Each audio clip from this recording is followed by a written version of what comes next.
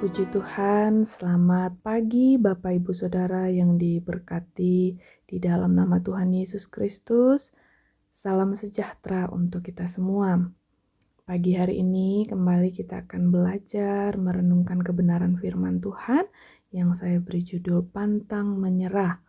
Amsal pasal 24 ayat yang ke-16 berkata, "Sebab 7 kali orang benar jatuh namun ia bangun kembali, tetapi orang fasik akan roboh dalam bencana."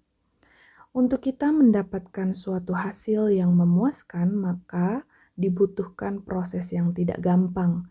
Sebab itu, ketika kita bisa bertahan dalam proses, maka hasil itu pasti akan kita raih. Dan untuk kita bisa bertahan dalam setiap proses, maka membutuhkan yang namanya komitmen. Komitmen ini sendiri bisa terbangun ketika kita memiliki sifat yang pantang menyerah. Ada banyak orang tidak bisa meraih hasil yang maksimal karena tidak memiliki sifat yang pantang menyerah. Yesus Tuhan kita sudah memberikan teladan ketika dia memiliki sifat yang tidak gampang menyerah. Sehingga hasil akhirnya dia meraih hasil yang maksimal, yaitu berhasil menebus dosa keselamatan seluruh umat manusia. Kita bisa melihat bahwa untuk Yesus membayar semua dosa kita, maka dia harus melewati proses yang tidak gampang. Dalam kitab Filipi pasal 2 ayat yang ke-6 sampai yang ke-8. Dan tapi dia mampu karena dia mempunyai komitmen dalam kasihnya kepada umat manusia. Itu tertulis dalam kitab Yohanes pasal 3 ayat 16, Yohanes pasal 10 ayat 11 dan 15.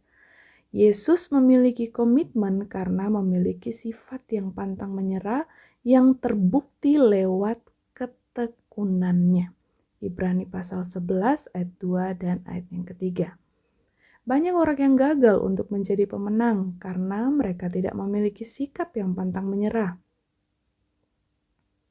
Kenapa orang gampang menyerah? Salah satu alasan karena mereka tidak memahami arti kehidupan di bumi ini seperti apa.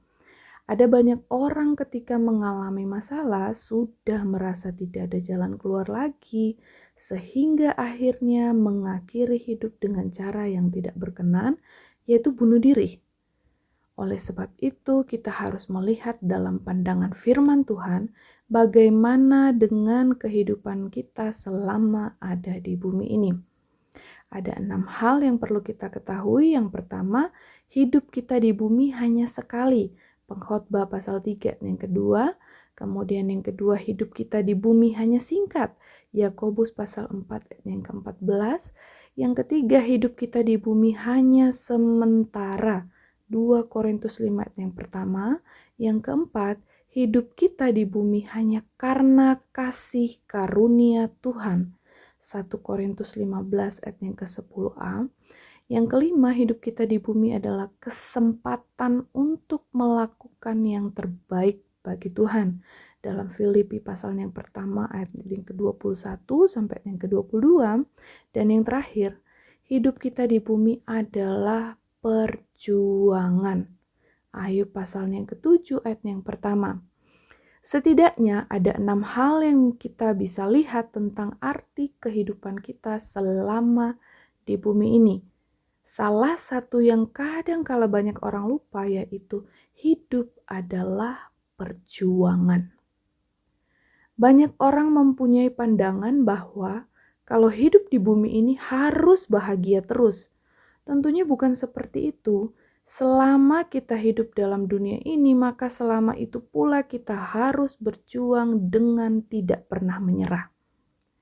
Alkitab menjelaskan salah satu cerita bagaimana orang yang memiliki sifat yang tidak pernah menyerah, yang membuat dia akhirnya menerima dan menikmati mujizat yang datang daripada Tuhan. Kita lihat dalam Matius pasal yang ke-15, ayatnya yang ke-21 sampai ayat yang ke-28, kemudian kita bandingkan dengan Markus pasal yang ke-7, ayat yang ke-24 sampai ayat yang ke-30. Maka ada 3 hal yang dilakukan perempuan ini sehingga dia memiliki sifat yang tidak menyerah. Nah, yang pertama, memiliki kerendahan hati di hadapan Tuhan. Markus pasalnya yang ke-7 ayatnya yang ke-25. Markus pasalnya yang ke-7 ayat yang ke-25 saya bacakan.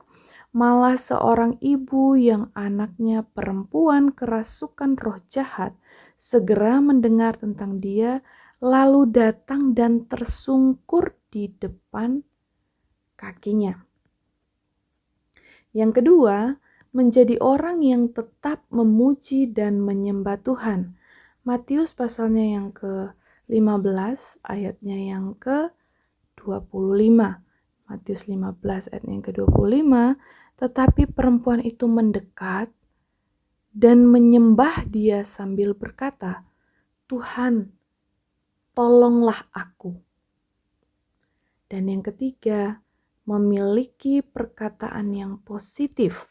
Di sini dalam arti perkataan yang positif adalah perkataan iman ya. Markus pasalnya yang ke-7 ayatnya yang ke-29. Markus pasalnya yang ke-7 ayat yang ke-29 saya bacakan. Maka kata Yesus kepada perempuan itu, karena kata-katamu itu, pergilah sekarang, sebab setan itu sudah keluar dari anakmu. Sebagai kesimpulan, mari kita lakukan seperti yang dilakukan oleh perempuan ini. Milikilah sifat pantang menyerah, bangun komitmen kita, tetap bertahan dalam proses, dan selamat menikmati hasil yang luar biasa. Puji Tuhan, demikian renungan firman Tuhan kita di pagi hari ini. Mari sama-sama kita berdoa. Bapa di surga, terima kasih Kau kembali mengingatkan kami untuk tidak menyerah dalam setiap proses kehidupan kami. Kami menjadi pribadi-pribadi yang kuat di dalam Engkau, semakin mengasihi, semakin mencintai Engkau, semakin mengerti arti hidup kami, arti setiap berkat-berkat yang kami terima, semakin kami dipakai untuk menjadi berkat-Mu Tuhan. Berkati kami di sepanjang hari ini, dalam pekerjaan kami, dalam keluarga kami, dalam pelayanan kami. Berkati bangsa ini, berkati gereja-Mu Tuhan, berkati hamba-hamba-Mu. Kami bersyukur dan menerima setiap berkat-berkat-Mu di sepanjang hari ini dan siap menjadi berkat-Mu di dalam nama Tuhan Yesus Kristus. Haleluya. Amin.